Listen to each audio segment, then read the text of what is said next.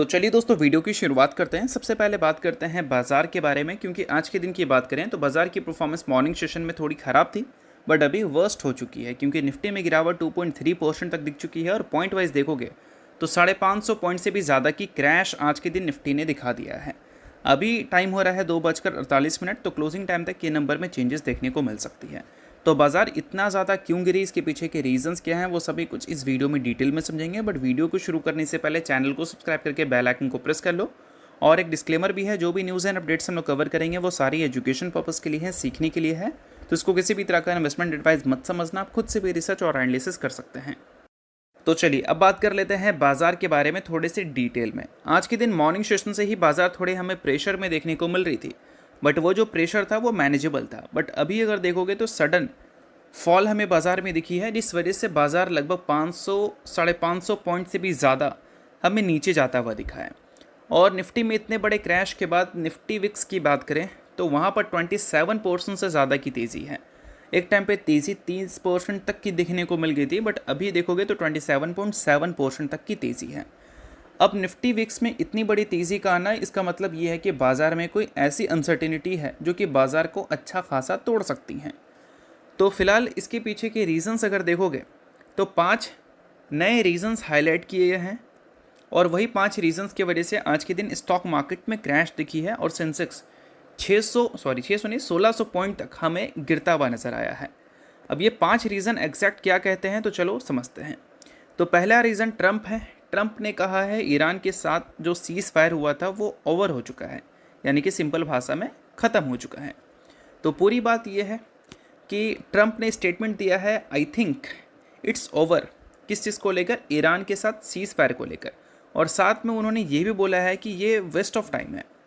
तो पूरी खबर यहाँ पर यह है कि नाटो के साथ इनका एक बोल सकते हैं प्रेस कॉन्फ्रेंस था, जहाँ पर एक जर्नलिस्ट ने पूछा था अगर सीज़ फायर ईरान के साथ ख़त्म हो जाता है और 14 पॉइंट का MOU डेड हो जाता है, तो इसको लेकर ट्रंप ने बोला for me I think it's over, यानी कि सीज़ फायर जो है वो ख़त्म हो चुका है। क्योंकि पिछले कुछ दिनों में अगर देखोगे तो ईरान और US के बीच में लगातार टेंशन हमें बढ़ती हुई दिखी है। और साथ में उन्होंने ये भी हाईलाइट किया है कि वो नहीं चाहते हैं ईरानियंस के साथ डील करना। उन्होंने उनकी बेइज्जती भी कर दी है, जो कि आप देख ही सकते हो। और यही सारी चीज़ों को लेकर आज के दिन बाज़ार ने बहुत एग्रेसिवली नेगेटिव रिएक्ट किया है। और इसके बाद दोस्तों ऑयल के प्राइस शूट अप हो गए। ब्रेंट क्रूड ऑयल आज के दिन हमें 5% से ज़्यादा की तेज़ी दिखा गया। $78 के ऊपर ब्रेंट क्रूड ऑयल के प्राइसेस हमें निकलते हुए दिख गए। सो अब दोस्तों वीडियो में आगे बढ़ने से पहले बात कर लेते हैं सेबी रजिस्टर्ड टेलीग्राम चैनल के बारे में, जिसको आप ज्वाइन कर लो। लिंक इसका डिस्क्रिप्शन में दिख जाएगा। ज्वाइन करने का सबसे बड़ा बेनिफिट ये है कि जिस हिसाब से मार्केट में अप्स एंड डाउन दिख रहा है, ऐसे टाइम पे हर दूसरी कंपनी के एनालिसिस बहुत ज़्यादा इंपॉर्टेंट है। तो यहाँ पर आपको सभी कंपनी के टेक्निकल्स को एनालिसिस कर अपडेट होता हुआ देखने को मिल जाता है, जो कि हर किसी के लिए काफ़ी ज़्यादा यूज़फुल है। और इसके लिए आप चैनल को ज्वाइन कर फ्री में आप चेकआउट भी कर सकते हैं इन कंपनी के प्रॉपर टेक्निकल्स, जिससे आपको आइडिया लगेगा कि अभी इन कंपनी में क्या चल रहा है। तो without wasting any time link description में है, लिंक की तरफ जाकर चैनल को फ्री में ज्वाइन कर लो। और ये तो होना ही था, क्योंकि डोनाल्ड ट्रंप US के प्रेसिडेंट ने जैसे ही डिक्लेयर किया कि सीज़ फायर ईरान के साथ ओवर हो चुका है, तो जो सप्लाई डिस्ट्रप्शन की कंसर्न थी स्ट्रेट ऑफ हॉर्मोज को लेकर, वो वापस से पैदा हो गई। और ग्लोबल शिपिंग रूट्स के लिए ये स्ट्रेट ऑफ हॉर्मोज काफ़ी ज़्यादा क्रिटिकल है, और वहाँ पर अगर टेंशन्स बढ़ेंगी तो ऑब्वियस सी बात है ऑयल के प्राइसेस तो शूट अप करेंगे, क्योंकि पूरे वर्ल्ड का जो 20% तेल है वो यहीं से निकलता है। और वो 20% पर अगर टेंशन बढ़ेगा तो जो कंट्री यहाँ से तेल नहीं बेचती हैं वो सारी कंट्री प्रीमियम रेट पे तेल देंगी, तो इस वजह से ऑयल के प्राइसेस तो बढ़ेंगे। और ऑयल के प्राइसेस अगर बढ़ेंगे तो ऑब्वियस सी बात है इन्फ्लेशन जैसे बढ़ने का खतरा रहेगा। और इन्फ्लेशन अगर बढ़ता है तो देश की इकनॉमी स्लो हो जाएगी, और देश की इकनॉमी स्लो होगी तो किसी भी देश की स्टॉक एक्सचेंज अच्छा परफॉर्म नहीं कर सकती अगर देश की इकनॉमी ही ख़राब चल रही है। तो इस वजह से बाज़ार आज के दिन अच्छा खासा हमें पिटता हुआ दिखा है। और साथ में अगर हम बात करें यूरोपियन मार्केट के बारे में, तो वहाँ पर भी चीज़ें काफ़ी ज़्यादा बिगड़ती भी दिखी हैं जब से ये ट्रम्प की स्टेटमेंट्स हमें आती हुई दिखी है। यूरोपियन मार्केट भी आज के दिन हमें अप टू 2% फॉल होता हुआ दिखा है। जापान के मार्केट की बात करें तो वहाँ पर 1.5% तक की डिक्लाइन देखने को मिल गई है। साउथ कोरिया के मार्केट में भी 6% तक की डिक्लाइन हमें देखने को मिल गई है। और डो जोन्स की अगर हम बात करें तो वहाँ पर भी हमें 1% तक की गिरावट देखने को मिल गई थी। और डोजोन्स फ्यूचर्स की बात करें तो वहाँ पर हमें 1% तक की गिरावट देखने को मिल गई है और लास्ट ट्रेडिंग सेशन डोजोन्स की परफॉर्मेंस भी हमें ख़राब ही दिख रही थी। और इसके अलावा चौथा रीज़न यहाँ पर हाईलाइट किया जा रहा है बॉन्ड यील्ड। देखो, बॉन्ड और स्टॉक मार्केट का जो रिलेशन है वो हमेशा उल्टा होता है। बॉन्ड अगर अच्छा करेगा ना तो स्टॉक मार्केट ख़राब करेगा, और स्टॉक मार्केट अगर अच्छा करेगा ना तो बॉन्ड ख़राब करेगा। तो स्टॉक मार्केट हमेशा कब अच्छा करता है? जब इंटरेस्ट रेट कम होती हैं, और बॉन्ड हमेशा अच्छा तब करता है जब इंटरेस्ट रेट ज़्यादा होती हैं। और इंटरेस्ट रेट ज़्यादा कब होता है? जब इन्फ्लेशन जब बढ़ता है, या फिर इन्फ्लेशन जब बढ़ने का खतरा रहता है, तब भी बॉन्ड यील्ड हमेशा हमें अच्छा परफॉर्म करती हुई दिखती हैं।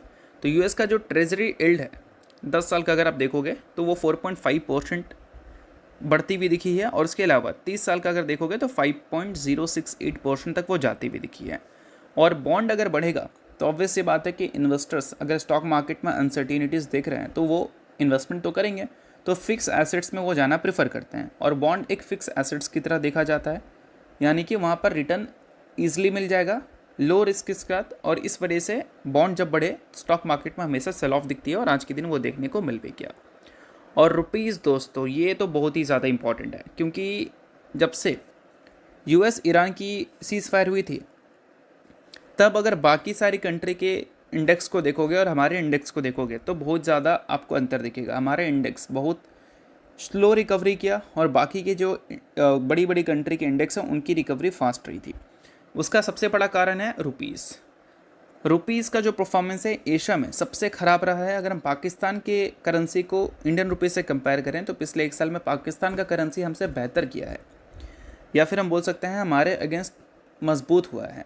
और रुपीज़ पिछले 1 साल में डॉलर के अगेंस्ट काफ़ी ज़्यादा कमज़ोर हुआ है, और फिर से डॉलर के अगेंस्ट वो 0.6% तक गिरता हुआ नज़र आ गया है, क्योंकि क्रूड ऑयल के प्राइसेस हमें बढ़ते हुए दिखे हैं, ये टेंशन्स बढ़ने की वजह से। और इस वजह से स्टॉक मार्केट में एफआईएस की जो सेलिंग चल रही थी वो आपको एज इट इज़ कंटिन्यू आगे भी रहती हुई दिख सकती है। तो यही सारी चीज़ें हैं दोस्तों जो कि गिरावट के मेन रीजंस हैं। बाकी ऐसे टाइम पे जो गिरावट होती है तो ऐसे टाइम पे टेक्निकल्स को भी प्रॉपर चेकआउट करना पड़ता है, ताकि हमें आइडिया मिल सके, क्लैरिफिकेशन मिल सके कि आने वाले कल में बाज़ार के नेक्स्ट मूव हमें क्या दिख सकते हैं। तो इसके लिए आप सेबी रजिस्टर्ड टेलीग्राम चैनल पे आ सकते हो, और वहाँ पर आकर सेबी रजिस्टर्ड रिसर्च एनालिस्ट के द्वारा मार्केट के टेक्निकल्स, मल्टीपल कंपनीज़ के टेक्निकल्स एनालिसिस देख सकते हो, और देखकर अंदाज़ा लगा सकते हो कि आने वाले कल में बाज़ार से क्या एक्सपेक्ट की जा सकती है। तो ये सारी चीज़ें इंपॉर्टेंट है, इस वजह से मैं आपके साथ शेयर कर रहा हूँ। बाकी ऐसी गिरावट जब भी देखने को मिलती है तो दो टाइप के इन्वेस्टर होते हैं, जो कि ऐसे गिरावट में डर देखते हैं, और कुछ ऐसे गिरावट में बोल सकते हैं अपॉर्चुनिटी देखते हैं। तो फिलहाल अपॉर्चुनिटी और डर दोनों को साइड कर मार्केट की क्लैरिटी लो, और इसी के लिए आप सेबी रजिस्टर्ड टेलीग्राम चैनल पे आ सकते हो, जिसका लिंक डिस्क्रिप्शन में है, और लिंक के थ्रू जाकर चैनल को बिल्कुल फ्री में ज्वाइन कर सकते हो। तो अभी के टाइम पे बाजार में थोड़ी एनालिसिस करना बहुत ज़्यादा इंपॉर्टेंट है, तो इस वजह से एनालिसिस पे ज़्यादा ध्यान देना, अपॉर्चुनिटी और डर दोनों को साइड कर थोड़ा सोच समझ कर काम करना। बाकी किसी भी तरह का रिकमेंडेशन नहीं है, सभी चीज़ें सिर्फ और सिर्फ एजुकेशन पर्पज़ के लिए हैं। तो होप करता हूँ ये वीडियो आपको अच्छा लगा होगा। लाइक कीजिए, पहली बार सब्सक्राइब कीजिए। वीडियो के लिए बहुत बहुत शुक्रिया।